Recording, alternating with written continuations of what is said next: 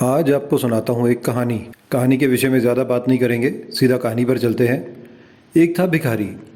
Rail सफ़र में भीख मांगने के दौरान एक सूट बूट पहने सेठ जी उसे दिखे। उसने सोचा कि यह व्यक्ति बहुत अमीर लगता है, इससे भीख मांगने पर यह मुझे ज़रूर बहुत अच्छे पैसे देगा, और वह उस सेठ जी के पास जाकर भीख मांगने लगा।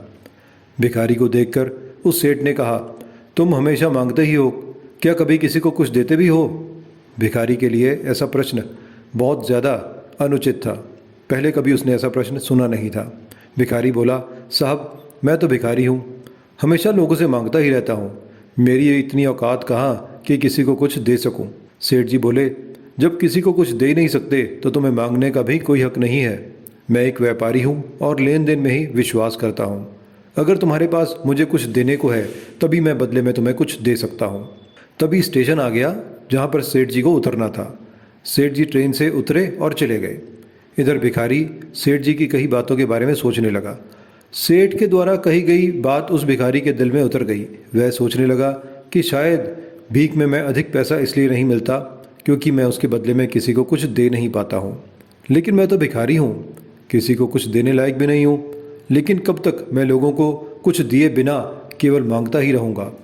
बहुत सोच विचार करने के बाद भिखारी ने निर्णय किया। जानते उसने क्या निर्णय किया? उसने किया कि जो भी व्यक्ति उसे भीख देगा उसके बदले में वह भी उस व्यक्ति को कुछ ना कुछ ज़रूर देगा।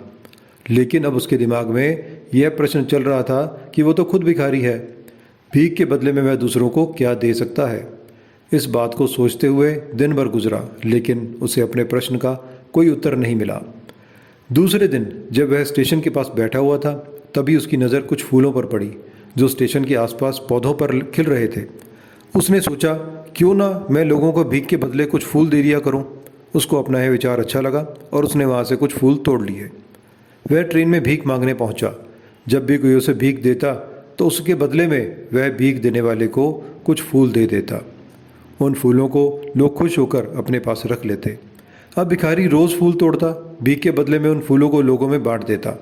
कुछ ही दिनों में उसने महसूस किया कि अब उसे बहुत अधिक लोग भीख देने लगे हैं। वह स्टेशन के पास के सभी फूलों को तोड़ लाता था।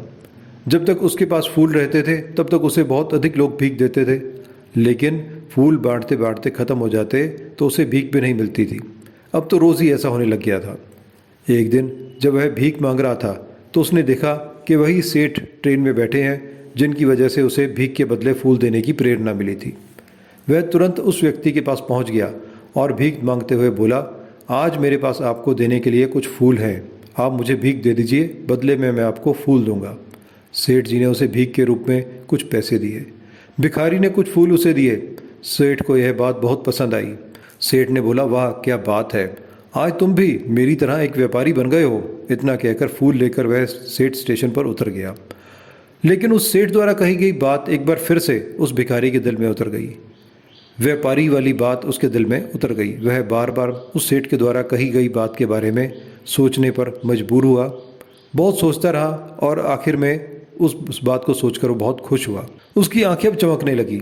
उसे लगने लगा कि अब उसके हाथ सफलता की वह चाबी लग गई है जिसके द्वारा वह अपने जीवन को बदल सकता है। वह तुरंत ट्रेन से नीचे उतरा और उत्साहित होकर बहुत तेज़ आवाज़ में ऊपर आसमान की ओर देखकर बोला, मैं भिखारी नहीं हूँ, मैं तो एक व्यापारी हूँ।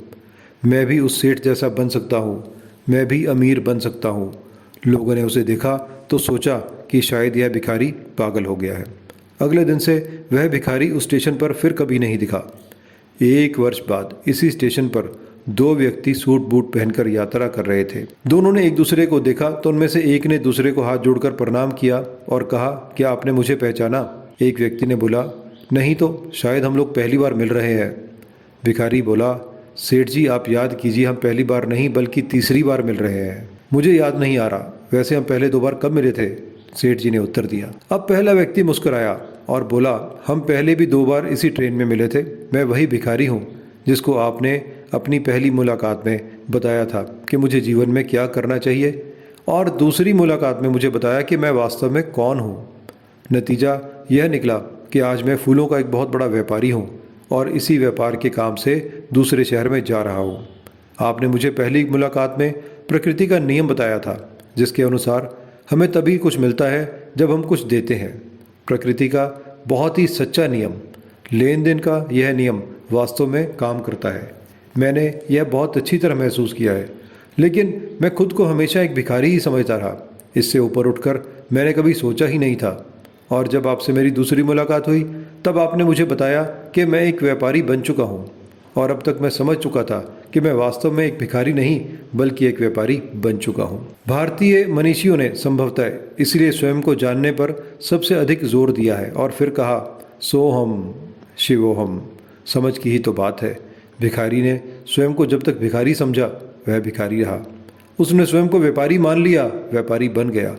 जिस दिन हम समझ लेंगे कि मैं कौन हूँ, अर्थात मैं भगवान का अंश हूँ, फिर जानने समझने को रह ही किया जाएगा। सोहम शिवोहम।